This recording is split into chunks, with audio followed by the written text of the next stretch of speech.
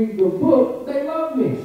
Because they realize that finally somebody's addressing many of the issues that they've been dealing with for so many years. The book that author Hasani Pettiford is referring to is Why We Hate Black Women and Why We Should Love Them. So in essence, we've gone from Mandy to Medea. From Aunt Jemima to Big Mama. And now we have characters like Rasputin, right? As long as I'm making money, I don't give a what goes on. I'm never going to go poor, never going to go broke, and then that's how I look at it. We hear that all the time about sex sells, crack sells. That don't make it good.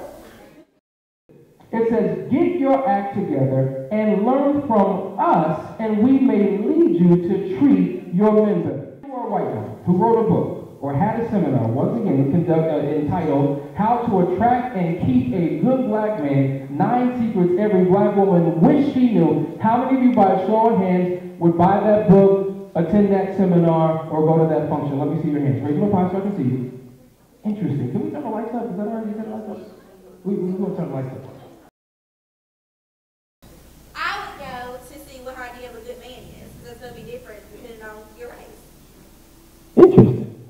I wanted to have a talk with the woman. I want to know, I want to have a one-on-one with her because I want her to understand my point of view of a good black man too. So I would basically go to see what she thinks that she's doing that we don't do already.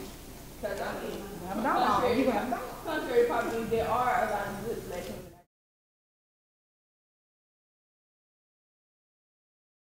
Doesn't do it for me. He's more like a brother to me, right? And so what you do is you put him in the friend box. He becomes your little BFF, right?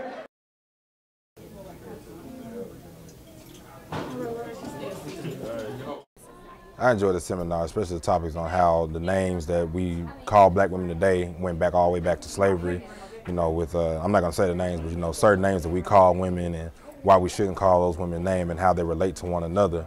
If we're calling ourselves, you know what I'm saying, different names and calling women different names, that was one of the highlights of the seminar to me. The way he put things into perspectives of how independent we are and the top 10 things that another African-American male thought about African-American women really surprised me.